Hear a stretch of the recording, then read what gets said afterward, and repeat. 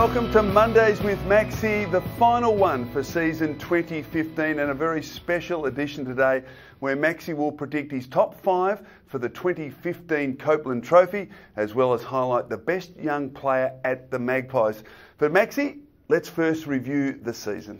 Yeah, look, instead of going into real depth, I just wanted to pull out 2 quick stats, a negative and a positive. So we'll start with the negative first. 16th in kicking efficiency, clearly something we have to improve on. And I guess that's highlighted by the fact that we actually kick it to the opposition in our forward 50 more than any other team in the competition. So certainly have to work out those inside 50s and how we use the ball for our forwards. Big improvement area. Something we have improved in our tackles, 2nd in the competition for tackles, but on top of that, 8th for total goals. We were 15th last year, so we have plenty of opportunities to get the ball down there. We are kicking goals when we do actually mark it in there, but we're just not doing it often enough, obviously kicking the opposition occasionally. So a couple of things we have to improve. In terms of the list itself, I think it's really strong. I think it's in a great position at the moment. I'd love to add another Darcy Moore type just to start developing that next guy coming through. Obviously, Trav is getting older.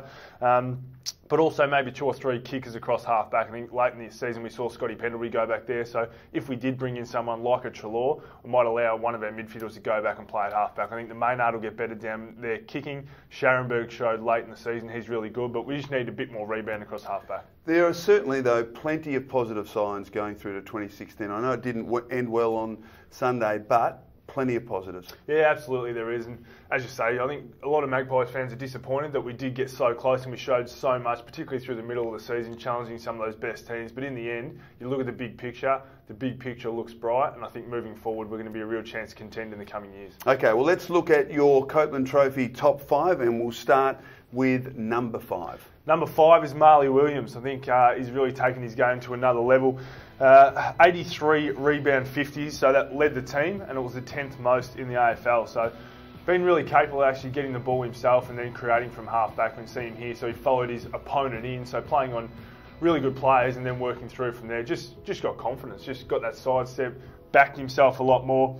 53% of his marks he actually played on from, so that was the 2nd most in his team as well. So it stops the opposition from being able to set up forward of the play and actually put on that defensive pressure, because he just takes off straight away.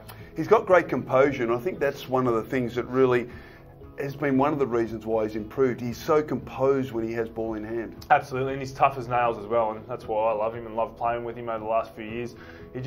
He'll get the ball and just take it on. He's also been thrown into the midfield at times, and I think when you look at his average disposals, it was 17 average disposals last year, up to 21 this year. So he wants the ball in his hand, really improved. Yeah, well, you picked him for 5th in the Copeland. He's certainly one of the contenders for the Copeland Trophy. 4th placed, who do you think it'll be? Gone with Jack Crisp, I think, coming here. Obviously, he was part of the deal where we got DeGoey, or pick 5, which was DeGoey, pick 25, which ended up being Greenwood, and Jack Crisp for Dane Beams. And I think he's really surprised everyone the way he's gone about it. Leading into this season, he played 3 seasons with the Brisbanes. He played 10 games, 2 games and 6 games. So played every game this year. Played on the opposition's most dangerous midfielder for probably the first 16 games before Greenwood came back. So showed he could shut them down and then go and get the ball himself. And I think one of the knocks or criticisms coming from Brisbane was his kicking, but I thought his kicking was fantastic through the year. Yeah, I thought it was great, and the amount of times he actually kicked goals carrying the ball and kicking sort of 50 to 60 metres has been huge, so really important for us, obviously now, just to get that midfield mix. 2nd most inside 50s, 2nd in tackles, and 4th in clearances, so it shows he can do it all. Yeah, he's a fantastic young player. What about 3rd place? Who do you think will come 3rd in the Copeland Trophy? This guy's taken his game to the next level, Taylor Adams. Particularly even yesterday, he was sensational again. Averaged 2nd most disposals in the team with 27, 3rd most clearances, 3rd most tackles, so he's doing it all. He's also kicking goals, and I think at times the knock on him has been his disposal. He's actually improved his disposal efficiency this year, so this one here was a bit of a fluke, mate. I think even he wouldn't be claiming that one, kicking the belly of the ball, but he adds a toughness to us. I think looking from the outside, just watch this one here, he leaves his man, goes past 2 other Geelong guys to win the footy, and then all in one motion, under pressure, the quick handball off to Levi Greenwood. So just amazing to see how far he's come. But also the balance for me. He used to do all that tough in and under stuff, but he's actually found the balance to be able to run on the outside and spread, and he gets a lot of his footy now spreading from the stoppage. So just, as I said, really improved, and wouldn't be surprised if it's even higher than third. Yeah. But I think he's going to be at least a top 3 finish for Taylor. He is the complete package and certainly becoming that, and was outstanding again yesterday. Yeah, I also think though with him, he's actually someone that we need to put in the leadership group. I mean, I'm not involved in the voting or anything like that, but from what I've seen game day, he's a future leader of this football club. Now, what about the runner-up? Who is going to be the runner-up? It's going to be tight between 1 and 2, but I've actually tipped Dane Swan to come second. The old boy, by his own standards and his own admission, he called it a putrid season last year. Obviously had a lot of injuries and ended up having 4 or 5 surgeries at the end of the season last year. And I think people were genuinely nervous about, I guess, Swanee and where he was going to go and whether he was going to bounce back. But got to remember, this guy has won 3 Copeland trophies. He's a Brownlow medalist.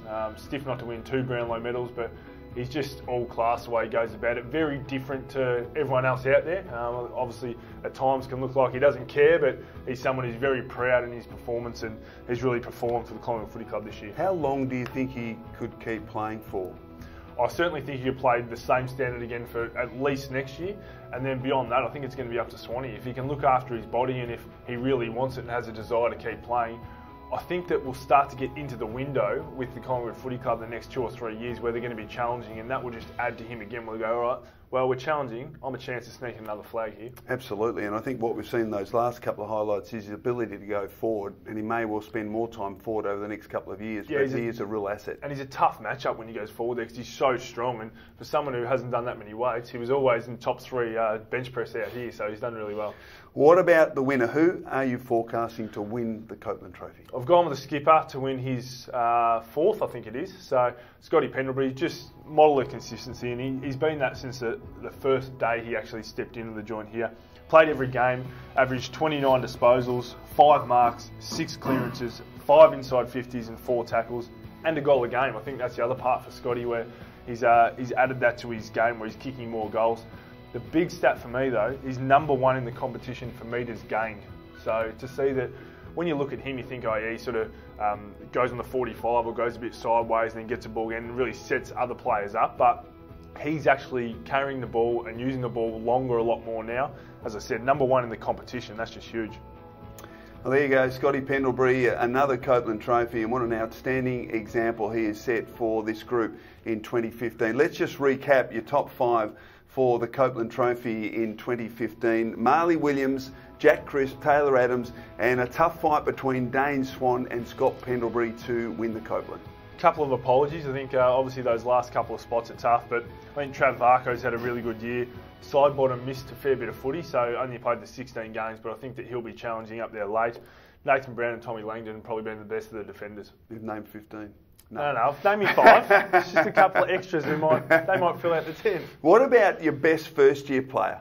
Well, I've got plenty of guys to pick from, haven't I? So there've been plenty of young talent come through, but I've gone with Jordan De Goey. I think he's probably been the most consistent. From all the players picked in the top 10 across the league last year, he's averaged more disposals, tackles and clearances than any of them.